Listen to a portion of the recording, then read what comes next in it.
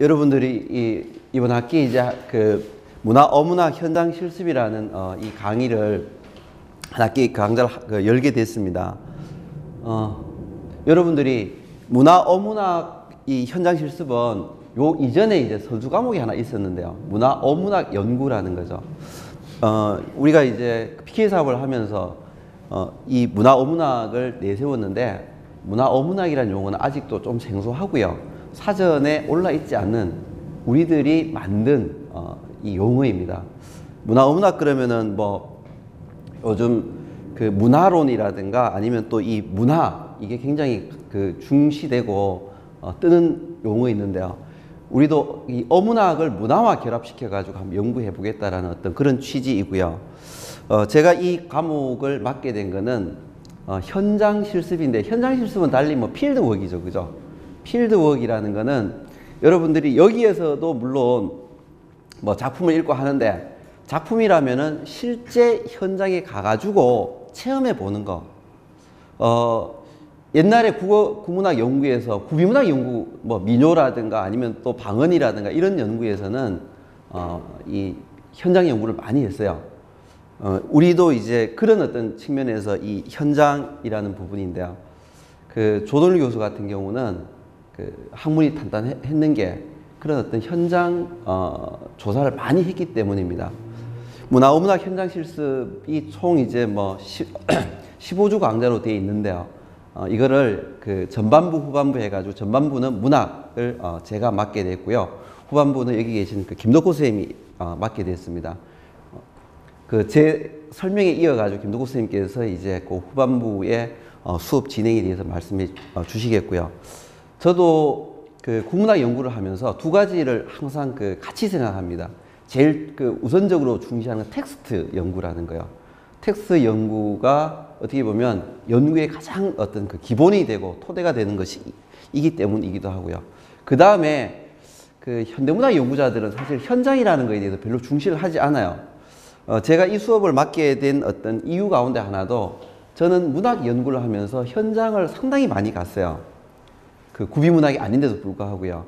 뭐 경주라든가 아니면 영양이라든가 우리가 지난번에 갔던 하동이라든가 사천, 심지어 또 뭐 이 각종 도서관 이런 데서 작품의 흔적지 또는 작가의 어떤 잡지, 뭐 아니면은 또 최초 발표본 이런 거를 많이 찾아다녔는데요. 그래서 저도 이 현장이라는 걸 중시하고요. 그 다음에 이제 우리 PK 사업이 추구하는 것이 지역입니다. 지역. 제가 이전부터 이제 김동리에 많은 관심을 가졌고, 그래서 김동리의 어떤 문학 현장들을 많이 다녔기 때문에 그렇다라면은 이제 여러분들과 함께 체험을 공유하면은 보다 유익하지 않을까, 그렇게 해서 이 과목을 맡게 됐고요. 이 과목은 이제 이 전반부와 후반부로 나눠지는데요. 요거는 이제 강의 계획서 올려놓은 거고요. 오늘이 이제 첫 주인데, 뭐 이 윤리 기본 개념 요거는 뭐 나중에 이야기를 하기로 하고요. 오늘은 간단하게 강의 안내를 하고요. 그 다음에 이제 다음 주부터 이 어문학의 현장 실습 방법론, 아까도 이야기를 했는데 조돈일 교수 같은 경우는 워낙 이 현장을 많이 다니고, 또 동일한 대상이더라도 어떻게 보는 것이 좀 더 대상을 깊이 있게 연구하는가, 그런 어떤 방법론을 제시해 주고 있어 가지고 조돈일 선생님의 글하고, 그 다음에 또 제가 직접 찾아다니면서 어떤 봤던 부분들을 이 실습 방법론으로 이 제시를 할 거고요. 그 다음에 영남 지역 어문학의 현장, 우리가 이제 실질적으로 이 과목이 중요한 거는 현장에 가가지고 여러분들이 조사를 하고요. 그 결과를 어떻게 보면 발표하는, 그게 제일 중요합니다. 그래서 어문학 현장을 이제 사전 조사를 하고, 그 다음에 어문학 현장을 실습하는 그런 어떤 과정으로 전개가 되겠습니다. 그리고 답사 보고회, 그 다음에 여러분들이 실질적으로 이 강좌를 마무리하는 문화 어문학 현장론을 발표하는 걸로 일단 전반기 수업이 마무리가 되겠고요. 그러면은 문화 어문학이 무엇인가, 아까 이 사전에도 아직 나오지 않는다라고 했는데요. 우리가 PK 사업을 하면서 어문학이라는 키워드, 그다음 지역이라는 키워드를 갖고 이제 사업을 지금 하고 있거든요. 그래서 우리가 이 사업에서 내세우는 어문학이라는 것은 어문학에 대한 문화론적 접근이에요. 여러분들이 요 수업 이전에 이제 문화어문학 연구가 문화어문학 연구 있었죠, 그죠? 그 과목에서 이제 이런 내용을 했을 거예요. 거기 보면은 외적 접근으로는 언어와 문학이 생성될 수 있었던 당대의 문화를 파악하는 방법. 그 다음에 내적 접근으로는 언어와 문학 안에 포함되어 있는 당대의 문화를 파악하는 방법. 이 두 가지 방법을 통해서 우리가 문화론적 접근을 하는 것이고요. 그리고 이 과목에 이제 연계 과목으로 어문학 연구가 있고요. 요거는 이제 석사 과정, 요 바로 직전에 개설되는 거고요. 그다음 박사 과정에는 지역 어문학 연구가 있습니다. 아까 이야기한 것처럼 이 지역이라는 걸 우리가 키워드로 삼고 있기 때문이고요. 그 다음에 요거는 연구 차원이고요. 우리가 그 실습 차원에서 오늘 하게 되는 이제 어문학 현장 실습이 있고요. 그 다음에 문화 컨텐츠학, 이게 이제 실습에서 어떻게 보면 실용화로 나아가는 과목으로 한국 어문학 컨텐츠 개발이 있습니다. 이 한국 문화 어문학의 어떤 실용화인데요. 문화 컨텐츠 및 문화 산업화로 나아가는 것, 그까지를 이제 우리가 하고 있습니다. 그러면은 우리가 이 강좌에서 문화 어문학 현장 실습인데 문화 어문학 현장 실습에서는 무엇을 할 것인가 보면은 문화 어문학과 관련된 현장이요. 현장은 뒤에도 설명할 텐데 뭐 작품이 생성된 어떤 이 작가의 창작 공간, 아니면 또 작품의 어떤 배경 공간, 뭐 등등의 어떤 공간, 작가가 살았던 공간, 아니면은 또 문학관이 만들어진 공간, 뭐 국어학 같은 경우는 어떤 그냥 그 언어가 사용되는 어떤 공간, 모든 걸 포함하는 거죠. 우리가 여기에서 이 현장 공간을 이야기할 때는 뭐 지역이라는 걸 또 추가를 해가지고 주로 영남 지역 문학 현장이 되겠고요. 두 번째는 문화산업유관기관 뒤에 다시 한번 설명합니다. 등을 찾아가서 현장을 직접 체험하는 겁니다. 그러면 보고만 오느냐? 그건 아니죠, 그죠? 가서 그런 것들이 어떻게 실현되고 있고, 또 문제점은 어떤 거고, 앞으로 보완할 건 어떤 거고, 이런 거를 같이 추구하는 것입니다. 뒤에 나온 부분, 문화산업 및 지역 어문학 분야 전문가를 초청해서 실무자들의 생생한 현장 경험을 듣는 것, 요거는 우리가 이 수업 외에서도 일단은 그 현장 전문가들을 계속해서 초청을 하고 있는 어떤 부분이고요. 그러면은 이걸 크게 이제 문학과 어학으로 나누었다라고 했는데, 뭐 문학 같은 경우는 주로 이제 그 문학 작품이 중심이 되는 거죠. 그래가지고 이 작품이라는 거, 우리가 문학 행위라고 이야기를 하는데, 혹은 문학이라는 거는 1차적으로 제일 기본적인 거는 작품입니다. 그래서 우리가 문학 그러면은 작품만으로 생각하지만은 이 작품은 작품을 생산한 생산자인 작가가 있고요. 또 작품을 향유하는 독자가 있습니다. 그래서 작가, 작품, 독자, 이거를 크게 문학이라 하고요. 아니면은 그걸 문학 행위라고 하는데, 저는 이것 자체를 어떻게 보면 이제 그 문학이라고 바라보고 있고요.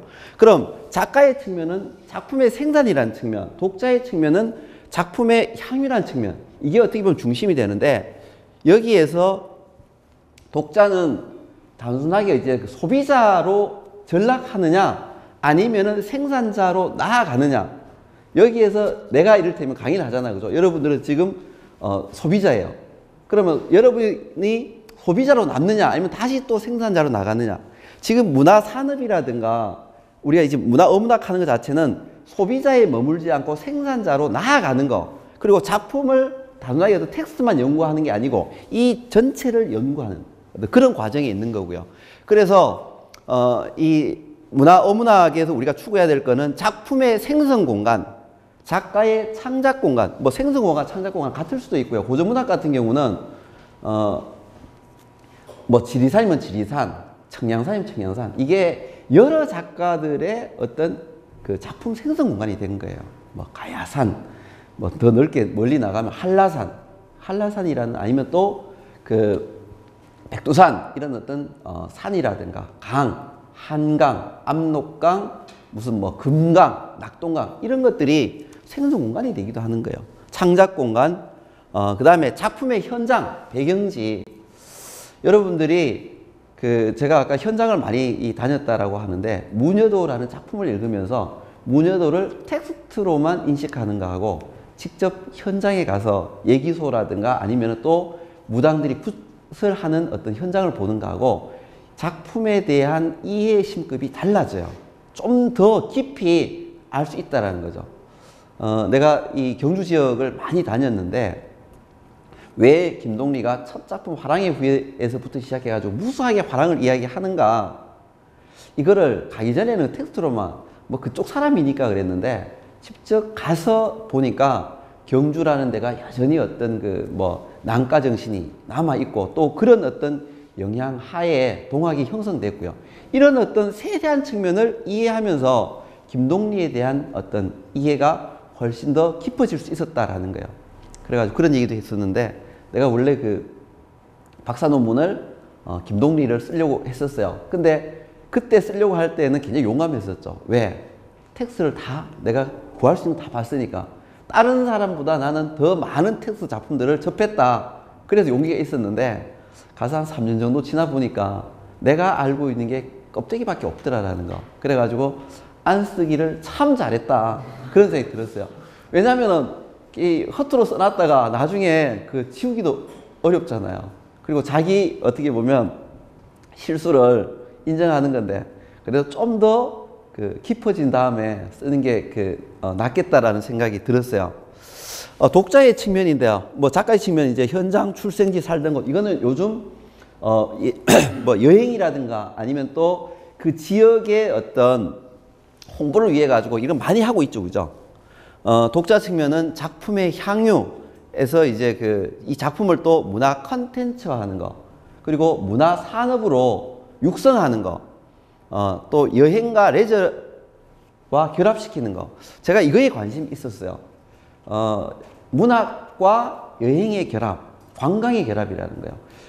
경주에 오더라도 내가 한 거의 17년, 18년 전에 이제 경주라는 지역 문학과 관광을 결합시킬 수 없을까 그 생각을 했는데 아무래도 그거는 좀 국문학 연구의 정도를 벗어난 길인 것 같아 가지고 하지를 않았는데 경주의 요소의 어떤 문학 관련 뭐 명소랄까 아니면 현장 이런 것들이 있는데 이거를 여행과 결합시킨다면은 굉장히 어떻게 보면 알찬 여행이 되겠다. 그리고 또 좋은 어떤 연구 계획이 되겠다라고 해가지고 그쪽 관광학과 있는 선생님이 같이 하자라고 그랬는데 저는 일단 좀 제 공부가 좀 있거든 하겠습니다.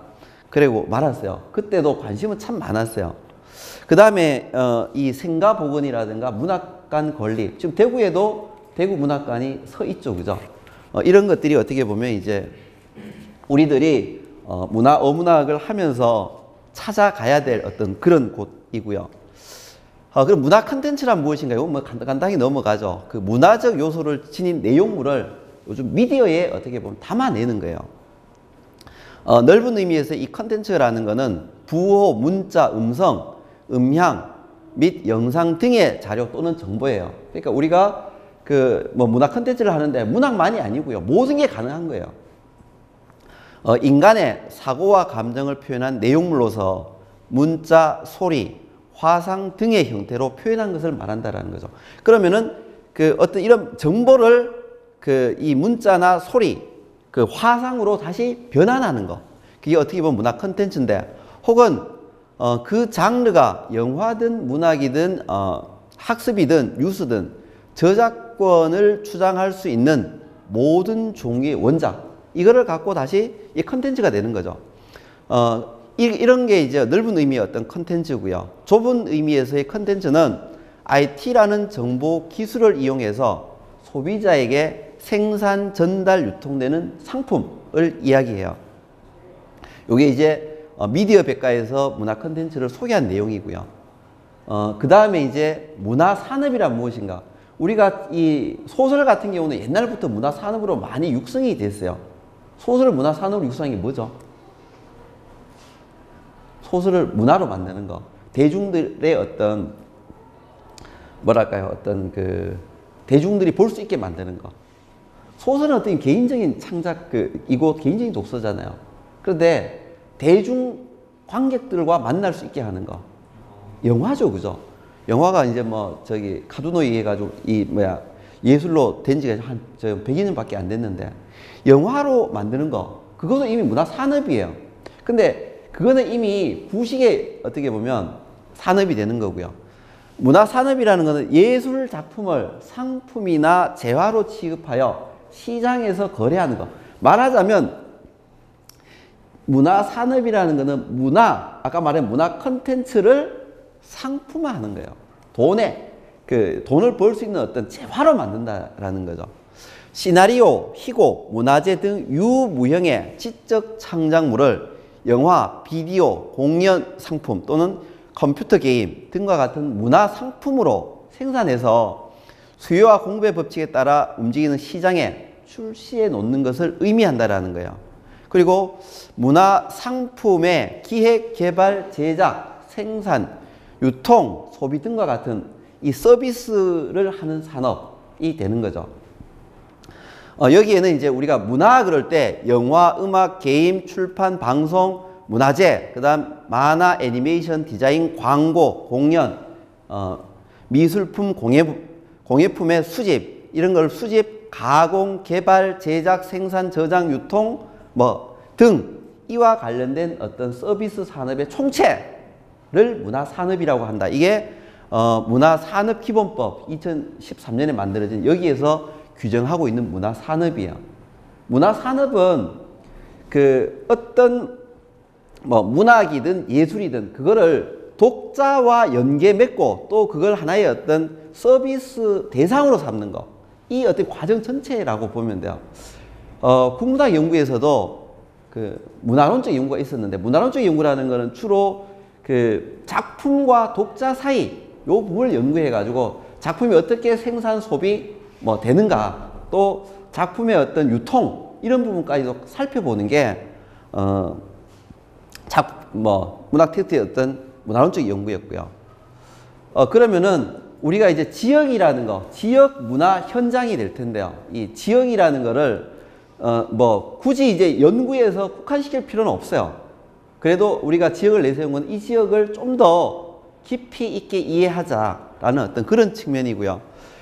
우리가 연구 계획서에서는 영남의 권역을 3개로 나눴어요. 먼저 표현은 내가 쓰는 표현하고 좀 다른데요. 영남 동북권역, 서북권역, 중북권역 이렇게 나눴어요. 이거는 지도를 보면은 이 낙동강이 저 안동에서 쭉 해가지고 이렇게 흘러내려오죠. 그죠? 부산으로 흘러내려가는데 저 북부권, 나는 이제 북부권이라 부르는데 안동이라든가 영양이라든가 봉화라든가 예천이라든가 하는 이 지역들이 있죠. 그죠? 의성이라든가. 이 지역들이 이제 여기에서는 영남 동북권역이 되고요. 안동, 봉화, 영주, 영양 등 우리가 대구에 살다 보니까 이제 북부권이라고 얘기를 하는데 그 다음에 두 번째 권역은 이쪽 지금 덜 나오게 되는데 영남의 어떤 서부권 그러면은 우리가 지난번 하동 갔었죠, 그죠? 그쪽 지역을 포함해 가지고 산청이라든가 진주, 함양 이 지역을 이야기를 하고요. 그 다음에 영남 중부권역은 이제 경주라든가 아니면 영천이라든가 경산이라든가 이 지역 있죠, 그죠? 이 지역 여기서는 고령, 성주까지 포함시켰는데 이 지역을 이야기하고요. 옛날에는 이 낙동강을 중심으로 해가지고 강자와 강우로 나누어 가지고 바라보기도 했었어요. 그래가 2개 권역을 나눴는데 이 권역을 나눈다라는 거는 어떤 의미가 있냐면은 전체를 같이 하기 어려우니까 또 이게 우리가 지역이 다르면 말도 다르고 또 어떤 문화도 좀 다르잖아요. 그런 어떤 걸 좀 더 분명히 이해하자는 차원에서 이렇게 나눈 거고요. 그 다음에 우리가 이제 현장을 가야 되는데 현장 방문 예정지를 크게 이제 3개 권역으로 나눴어요. 맨 첫 번째는 아까 얘기했던 이 북부권이 되겠고요. 예천, 요거는 일단 내가 생각해 본 거고, 뭐 여러분들하고 이제 의견을 들어가지고 우리가 어떤 지역을 조사 나가게 되면은 그 지역을 미리 이제 어떤 우리가 조사해야 될 거 있는지, 그리고 또 사람들도 미리 연락을 하고 해가지고 요 일정이라는 거는 여러분과 어떻게 소통을 하면서 조금 더 구체적으로 만들 건데요. 일단 내가 생각해 본 거는 예천에는 예천 지보의 도화 저수지라고 있어요. 이게 1929년 정도에 만든 건데, 이 도화 저수지가 장혁주라는 작가의 악위도라는 작품의 어떤 그 배경 공간이 되었는데요. 여기에 있는 이장분하고 통화를 했는데, 이 도화 저수지가 어떻게 형성됐고 그 당시에 어떤 일이 있었고 여기에 대해서 자기가 어릴 때 들은 이야기들을 자세하게 들려주더라고요. 뭐 거기 가서 들으면은 여러분들이 장혁주의 악위도라는 게 굉장히 그 당시에 어떤 카프 문학보다도 우리나라 그 일본에도 발표된대요. 선진적이 좋은 작품이거든요. 그 작품을 깊이 이해할 수 있을 거고요. 안동의 뭐 육사 기념관, 그 다음에 영양의 지훈문학관, 그 다음 뭐 석계종태, 광산문학연구소, 이거는 이문열의 어떤 뭐 이문열을 그 기념하기 위해 지었다 그래야 되나요? 하여튼 뭐 이문열의 문학연구소예요. 별로 근거는 없는데 건물은 굉장히 우람하게 서 있어요. 그 다음 청송에 요것도 저기 문 연지 얼마 안 됐어요. 객주문학관. 객주 알죠? 그죠? 여러분들. 객주 누구 작품이에요? 네, 김주영의 작품이죠. 그죠? 김주영의 객주를 기념하기 위해서 이제 청송에 세웠고요. 두 번째는 경주 지역이에요. 여기는 정말로 세세하게 볼 게 많은데, 경주 지역, 건천초, 모량, 박목월 생가, 고란마을, 두대리, 그 다음에 성건동에 이 김동리의 어떤 뭐 그 생가가 있던 곳, 그 다음 동리목월 기념관, 그 다음 탑곡, 굴불사, 사방불, 이거는 어떤 불교와 관련된 어떤 것이고요. 그 다음 황성공원에는 여기에도 문학 자료들이 꽤 많아요.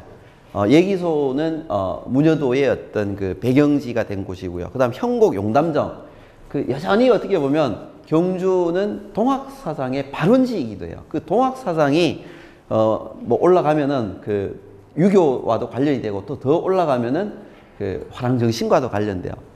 그 다음 세 번째 현장 방문 예정지, 여기는 그 내가 생각은 하고 있었는데 우리가 이번에 얼마 전에 PK에서 합단 다녀왔죠. 그죠?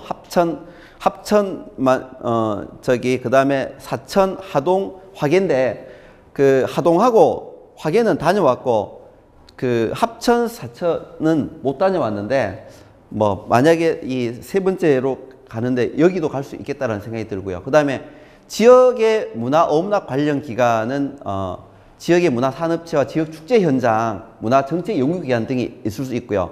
경북문학 콘텐츠진흥원, 한국국학진흥원, 그 다음에 대구 경북연구원, 경산문화원 등 각 지역에 있는 문화원, 그 다음 박물관, 그 각 지역에 있는 박물관, 그 다음에 각 지역에 있는 문학관, 그 다음에 기타 작가들과 관련된 어떤 그 유적들이 있겠고요.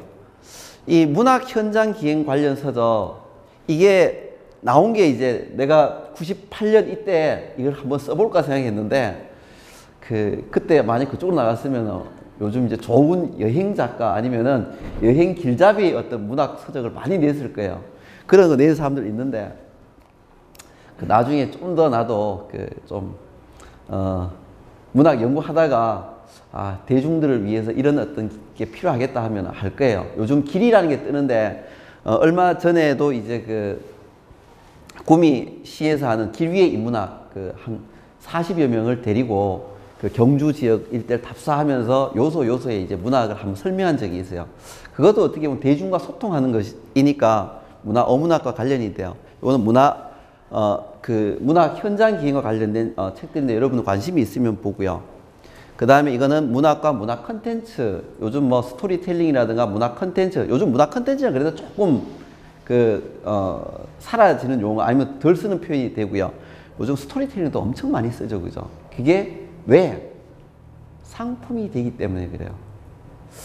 이런 것들은 여러분들이 이제 이번 수업을 위해서 여러분이 참고해 볼 만한 어떤 서적이라는 거고요. 보다 자세한 내용들은 수업을 해가면서 얘기를 하겠습니다. 내가 이 시간을 너무 많이 쓰다 보니까 많이 썼네요. 바로 이어서 이제 이 국악 부분은 김덕호 선생님께서 또 안내해 주시겠습니다. 예, 여러분 감사합니다.